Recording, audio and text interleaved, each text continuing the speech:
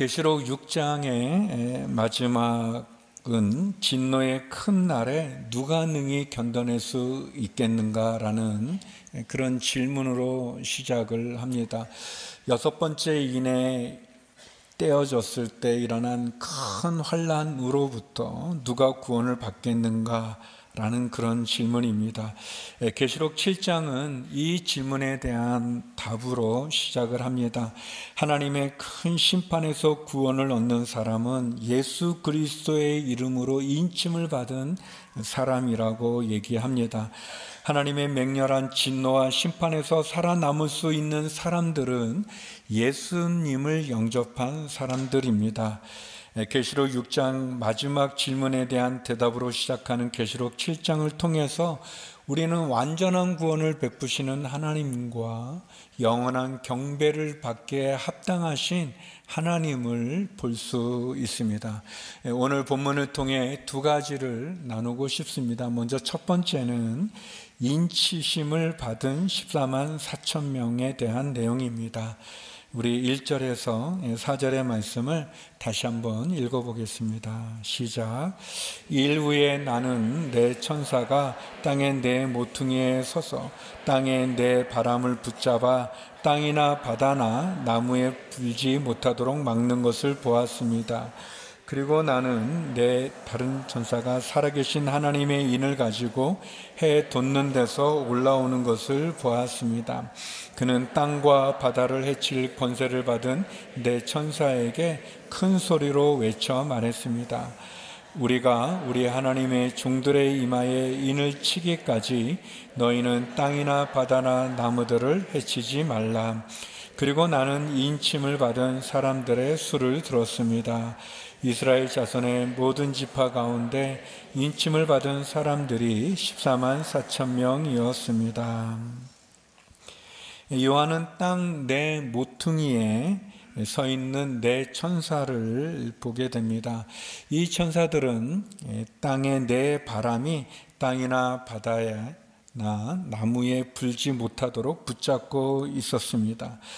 천사들이 바람을 붙잡고 있다는 사실은 이 바람이 하나님의 진노를 상징한다는 것을 의미합니다. 성경에서 종종 바람이 심판을 상징하는 데 사용되기도 합니다. 구약 예레미야 49장 36절에 보면 내가 하늘 사방에서 나온 사방의 바람을 엘람에 보내 그들을 사방으로 흩어버릴 것이다. 엘람에서 쫓겨난 사람이 가지 않을 나라가 없을 것이다. 이 엘람이라는 나라는 메소포타미아에 있었던 나라인데 수도가 수산이었습니다. 그런데 바벨론과 또 페르시아에 의해서 멸망을 당하고 흩어지게 됩니다. 예레미야는 이 엘람을 심판할 때 사방에서 나온 바람이 그들을 흩어버린다는 표현으로 심판을 예언하기도 합니다. 요한은 이런 장면을 보고 그리고 그는 한 소리를 듣게 됩니다. 그것은 하나님의 인을 도장을 가진 한 천사가 내 천사에게 큰 소리로 외치는 소리였습니다. 하나님의 종들이 이마에 인침을 받기까지 땅과 바다와 나무들을 해치지 말라라는 소리였죠. 여기에서 이마에 인침을 받는다는 것은 하나님께서 심판을 하실 때 이 심판의 권세를 갖는 내 천사들이 그 파괴와 재난으로부터 하나님의 종들을 하나님 보호하신다라는 그런 의미입니다. 우리가 보통 어떤 문서를 작성하고 그 문서의 효력을 발생시키기 위해서 이제 도장을 찍거나 아니면 사인을 하지 않습니까? 마찬가지로 당시에도 이 도장, 인은 문서나 소유물, 노예들에 대한 소유권을 보장하는 그런 보증으로 사용되었습니다. 그러면 하나님의 소유권을 보장하는 이 도장, 그 인을 그 이마에 인침을 받는 하나님의 종들은 누군가? 이 하나님의 종들은 주님을 나의 구주로 고백하는 성도들이라고 말할 수 있습니다. 어린 양 예수님의 보혈의 피로 죄 씻음을 받고 하나님의 자녀로 성령으로 인침을 받는 우리들을, 성도들을 가리킨다고 말할 수 있습니다. 에베소서 1장 13절에 보면 이런 말씀이 있습니다. 우리 같이 한번 읽어보겠습니다. 시작. 그리고 여러분도 그리스도 안에서 진리의 말씀, 곧 여러분을 위한 구원의 복음을 듣고 또한 그리스도 안에서 믿어 약속하신 성령으로 인치심을 받았습니다. 그리스도 안에서 진리의 말씀, 곧 복음을 듣고 영접한 사람들에게 하나님께서 보증하는 그 담보로 성령의 인치심을 준 사람들, 그들이 하나님의 종들이라고 말할 수 있습니다. 하나님께서는 예수님을 영접한 사람들, 예수 그리스도를 구주로 영접한 사람들에게 성령의 인치심을 통해서, 그 마음에 성령의 인치심을 통해 그들이 하나님의 자녀요 하나님의 종들이 된 것을 보증해 주십니다.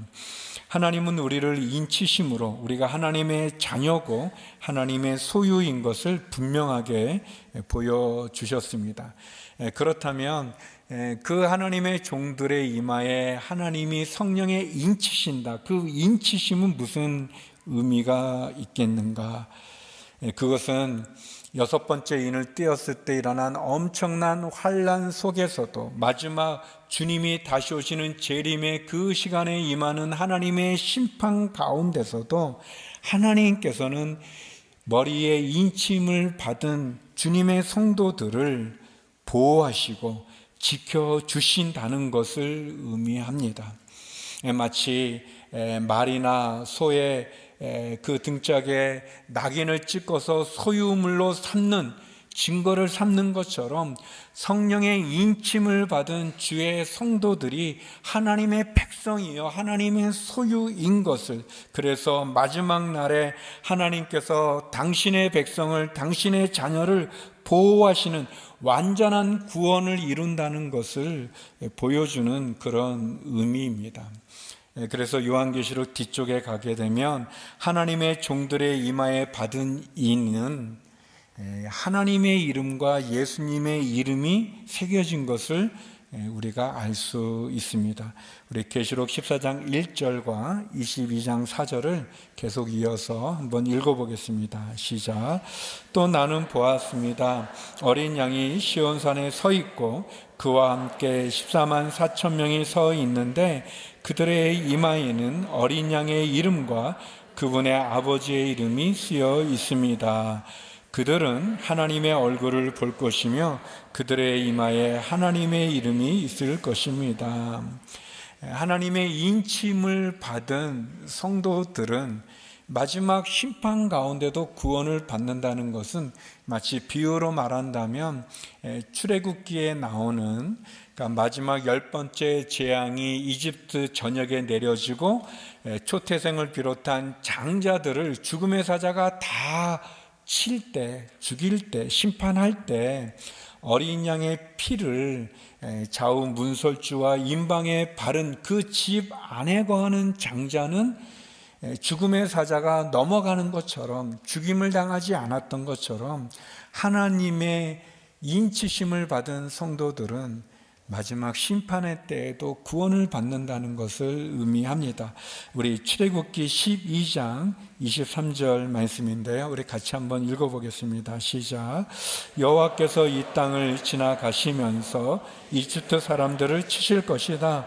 그러나 문틀 위쪽과 양쪽에 피가 발라져 있는 것을 보면 그 문을 그냥 지나가실 것이니 죽음이 너희 집에 들어가지 않을 것이다. 예수님을 영접하고 예수 그리스도를 구주로 고백하는 성도는 성령의 인치심으로 완전한 구원을 보증받았다는 것을 보여주고 있습니다. 심판과 저주와 환난 가운데서 구원과 영생과 승리와 영광을 맞이하는 완전한 구원을 우리는 소유할 수 있는 것이요. 우리가 주님을 믿고 예수님의 십자가의 복음을 믿고 예수님을 영접한 하나님의 종들은 마지막 심판의 때 멸망에 이르지 않고 심판에 이르지 않고 주님의 보혈의 피로 구원을 얻는 것입니다. 완전한 구원을 소유하는 거죠. 그럴 때 요한은 계속해서 예수님의 이름으로 인치심을 받은 사람들의 수가 14만 4천 명이라는 것을 듣게 됩니다. 14만 4천 명은 우리가 성경을 읽은 것처럼 이스라엘 12지파에서 각각 1만 12,000명씩 인침을 받은 자의 합계를 의미합니다. 14만 4천이라고 하는 것은 이 구약의 12지파와 신약의 12사도를 곱한 144의 완전수인 1000을 곱해서 나온 14만 4천 명의 숫자를 말합니다. 이 14만 4천 명이 누군가? 그거는 이제 많은 이단들이 주장하는 것처럼 문자적으로 14만 4천 명을 의미하는 것은 아닙니다. 또 이스라엘의 12지파에서 예수님을 믿는 기독교 유대인들을 가리키는 숫자도 아닙니다. 이 14만 4천은 상징적인 표현으로 구약을 대표하는 12지파와 신약을 대표하는 12사도의 곱해서 완전수를 곱한 1000을 곱한 그 숫자를 의미하는 겁니다. 그러니까 예수 그리스도를 믿는 모든 성도들을, 모든 교회들을 의미하는 숫자라고 말할 수 있습니다. 혈통적으로 이스라엘만을 가리키는 것이 아니라, 또는 이단들이 말하는 여기 몇 자리가 비어 있으니까 빨리 와라 라고 말하는 그런 숫자를 가리키는 것도 아닙니다. 사도 요한이 요한계시록 기록했을 AD 1세기에는 이스라엘의 이미 12지파의 문자적인 의미는 존재하지 않았습니다. 또 5절부터 8절에 나오는 12지파도 보게 되면 원래 이제 장자로부터 이렇게 기록되어지지만 여기 우리가 읽은 말씀에도 보면 영적인 장자인 유다지파가, 넷째였던 유다지파가 먼저 기록이 되어지고 우상을 숭배했던 단지파와 에브라임 지파는 빠지고 대신 레위 지파와 또 요셉의 이름이 들어간 것을 보면 이것은 예수 그리스도를 믿는 상징적인, 그래서 예수 그리스도를 영접하여 완전한 구원에 이르는 사람의 숫자인 것을 우리가 알게 됩니다. 14만 4천 명은 마지막 심판과 재앙에서 살아남은 하나님의 백성들입니다. 하나님과 어린 양의 이름으로 인치심을 받고 하나님의 은혜로 완전한 구원을 받은 성도라고 말할 수 있습니다. 그래서 이 14만 4천은 하나님의 은혜로 십자가로 얻어진 은혜 가운데 거하는 주님을 믿는 성도들을 가리킨다고 말할 수 있습니다. 사랑하는 성도 여러분, 많은 이단들이 이런 숫자를 가지고 우리를 미혹합니다. 빨리 와야 된다 라고 말하는데 그런 숫자가 아니죠. 내가 14만 4천에 속해 있나 안 속해 있나로 걱정하는 분이 혹시 계시면 웃으시니까 제가 마음이 편하네요. 안심이 되네요. 내가 예수 그리스도를 영접했는가? 내가 십자가의 보혈의 피로 내 모든 죄가 사함받음을 내가 믿는가? 특별히 주님이 다시 오실 때 나의 믿음으로 나를 자녀 삼아 주신 그 은혜 가운데 내가 나가게 됨을 고백한다면 우리는 다 14만 4천에 들어가는 주님의 성도들이 되는 것입니다. 그리고 이것은 은혜로 우리에게 주어진 축복이 아니겠습니까? 그래서 복음이라고 말하죠. 십자가가 복음인 이유는 이것이 우리의 노력이나 우리의 자격이나 우리의 행위로 얻어지는 것이 아니라 하나님의 사랑으로 예수 그리스도의 십자가의 복음으로 얻어지는 축복이기 때문이 아니겠습니까? 사랑하는 성도 여러분, 우리에게 허락해 주신 14만 4천의 그 하나님의 종들로 인침을 받은 저와 여러분이 믿음 가운데 승리할 수 있기를 주의 이름으로 축원합니다. 두 번째, 오늘 본문은 흰옷 입은 큰 무리를 우리들에게 보여줍니다. 이 땅 가운데 믿음을 가진 예수님을 영접한 14만 4천 명이 있다면 그 14만 4천인 주님이 다시 오시는 날 저 천상으로 올라가 흰옷 입은 큰 무리 가운데 거하게 되는 거죠. 우리 9절에서 12절의 말씀 같이 한번 읽어보겠습니다. 시작. 이 일 후에 내가 보았습니다. 모든 나라와 민족과 백성과 언어에서 나온 아무도 셀 수 없는 큰 무리가 흰옷을 입고 손에 종려나무 가지들을 들고 보좌 앞과 어린 양 앞에 서서 큰 소리로 외쳐 말했습니다. 구원은 보좌에 앉으신 우리 하나님과 어린 양께 속한 것입니다. 그때 모든 천사들이 보좌와 장로들과 내 생물 주위에 둘러서 있다가 보좌 앞에 엎드려 얼굴을 땅에 대고 하나님께 경배하며 말했습니다.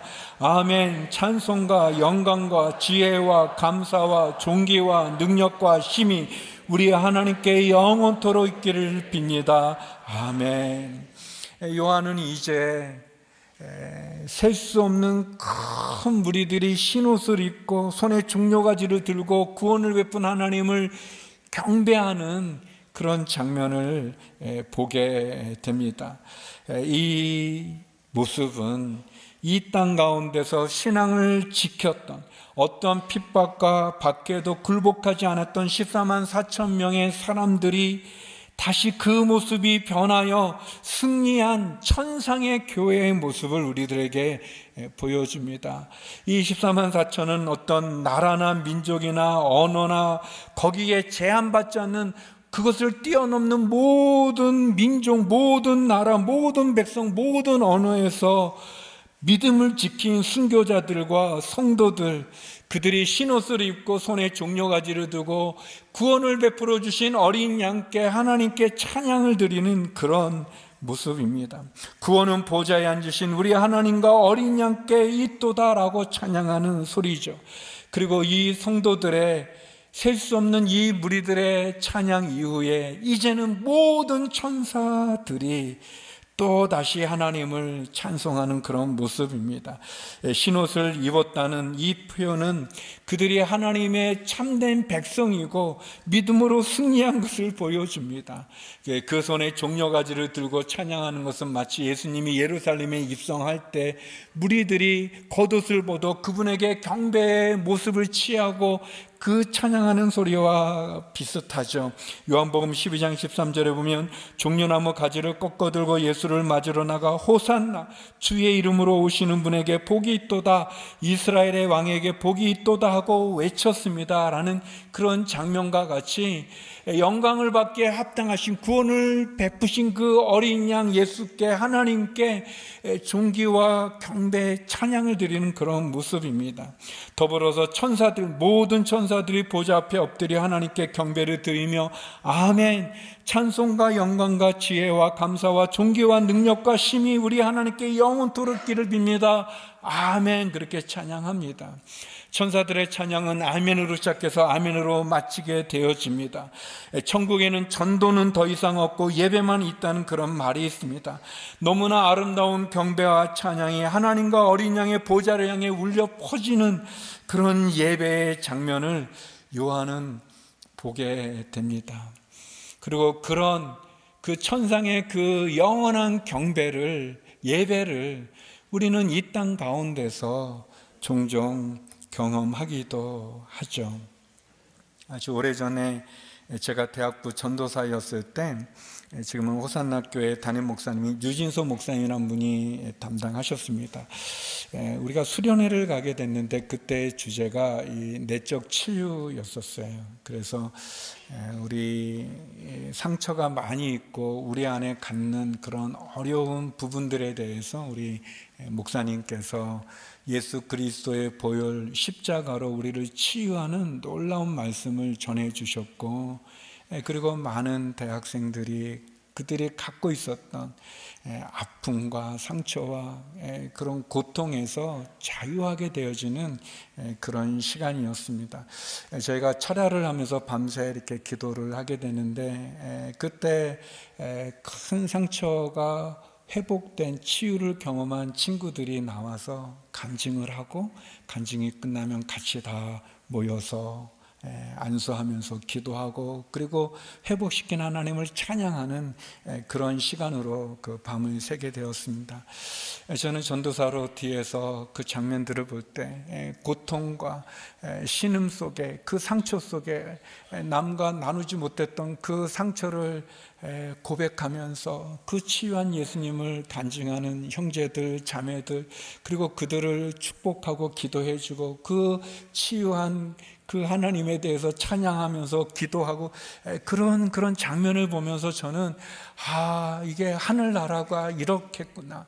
우리가 천국에 가면 우리가 가졌던 이해할 수 없는 상처들, 고통들, 아픔들, 그 무거운 짐들을 벗겨낸 그 주님의 그 은혜를 고백하고, 많은 사람이 축복해주고 기도해주고, 그 하나님은 또 찬양하는, 그래서 그런 모습을 보면서 자유함을 얻은 그 지체를 둘러싸고 함께 기도하고 찬양하는 그 모습이 마치 하늘의 예배인 것을 보았습니다.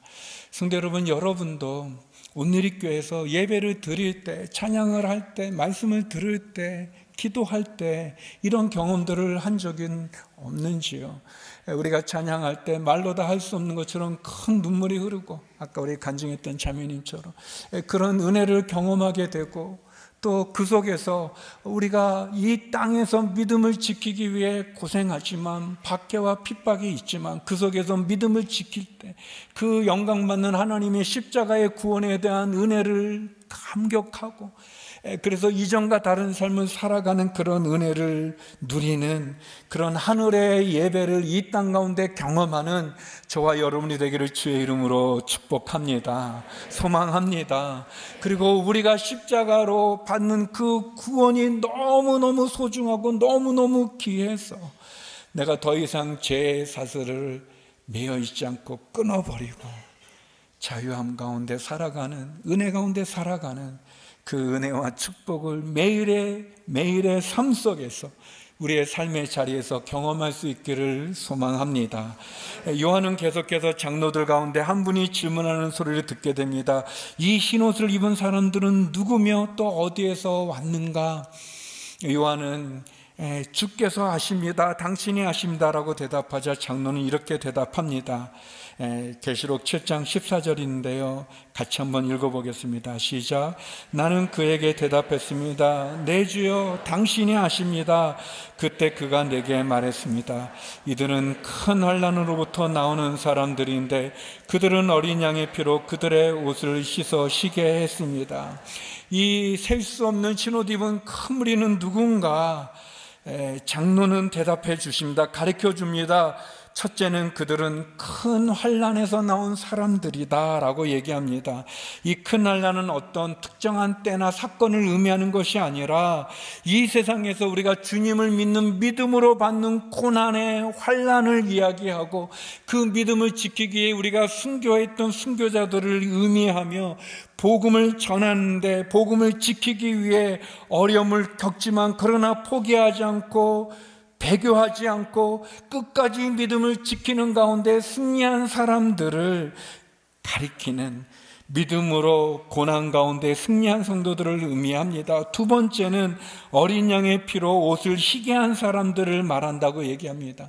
십자가의 보혈의 피로 씻김 받은, 그래서 내 힘과 능력으로 살아가는 사람들이 아니라 주님의 힘으로, 예수님의 보혈의 은혜로 살아가는 성도들을 말해줍니다.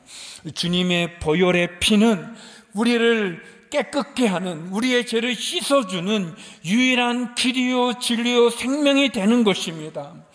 구약에 보면 이스라엘 백성들의 죄를 대속하기 위해 대제사장이 1년에 한 번 대속죄일 날 자신의 죄와 백성들의 죄를 대속하기 위해, 속죄하기 위해 송아지와 염소의 피를 갖고 지성소로 들어갑니다. 그러나 이제는 우리 장로님도 기도하신 것처럼 우리는 예수 그리스도의 보혈의 피로 지성소에 들어갈 담대한 자격을 얻은 것입니다.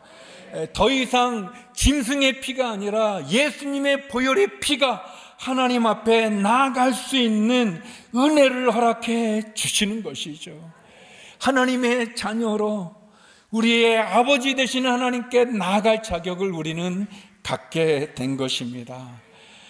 그랬을 때 요한은 흰옷을 입은 큰 무리가 하나님 보좌 앞에서 모든 천사와 같이 경배를 드릴 때, 예배를 드릴 때 하나님께서, 예수님께서 그들을 지켜주시는 그 음성을 듣게 됩니다. 우리들에게 주시는, 지금 이 시대 우리에게 주시는 주의 말씀입니다. 우리 16절 17절 말씀을 같이 한번 읽어보겠습니다. 시작. 그들이 다시는 굶거나 목마르지 않고 해나 그 어떤 열기도 그들을 해치지 못할 것입니다. 보좌 가운데 계신 어린 양이 그들의 목자가 돼 그들을 생명의 샘물로 인도하시고 하나님께서 그들의 눈에서 모든 눈물을 닦아 주실 것입니다. 아멘, 아멘. 어린 양이신 예수님이 우리가 다시는 굶거나 목마르지 않고 해나 열기로 해를 입지 않게 우리를 지켜주신다고 말씀하십니다. 그분이 우리의 목자가 되어 주셔서 목마른 우리를 위해 생명의 샘물로 인도해 주시고 굶주리고 질병과 고통 가운데 눈물을 흘리는 우리의 눈에 눈물을 닦아 주신다고 약속하십니다. 모든 배고픔과 결핍과 아픔과 상처와 고통을 더 이상 겪지 않아도 될 만큼 우리를 풍성한 생명의 꼴로 인도해 주신다고 약속해 주십니다. 사랑하는 성도 여러분, 우리의 진정한 구원자이며 영원한 구원을 베푸신 어린 양 예수 그리스도에게 우리는 온전한 영원한 경배와 찬양을 올려드릴 수 있기를 소망합니다. 하나님의 나라는 영원히 하나님을 찬양하고 하나님이 베푸신 그 은혜의 복을 누리는 곳입니다. 양들로 생명을 얻게 하되 더욱 풍성하게 얻게 해주시는 예수 그리스도를 바라보십시오. 우리에게 구원을 베푸신 하나님을 붙잡으십시오. 십자가를 바라보십시오. 그리고 어린 양 예수 그리스도로 흰옷을 입고 인침을 받은 백성들로 늘 승리하는 우리의 삶 가운데 주님을 찬양하고 천상의 예배를 경험하는 우리에게 완전한 구원을 베풀어 주신 그 하나님과 어린 양 예수 그리스도에게 영원한 경배와 찬양을 올려드리는 저와 여러분, 우리 모두가 되기를 주의 이름으로 축원합니다. 우리의 삶의 자리에서 이 예배를 경험하는, 이 은혜를 경험하는 저와 여러분, 우리 모두가 되기를 주의 이름으로 축복합니다. 기도하겠습니다. 거룩하신 아버지 하나님, 완전한 구원을 베푸시고 영원한 경배와 찬양을 받으시기에 합당하신 어린 양 예수 그리스도와 하나님에게 존귀와 영광과 찬송을 올려보내 드립니다. 우리의 목자가 되어 주셔서 우리의 눈에 눈물을 씻겨주시는 영원한 생명의 생물로 인도하시는 그 주님과 함께 승리하는 저희가 되게 하여 주시옵소서. 예수님 이름으로 기도드립니다. 아멘.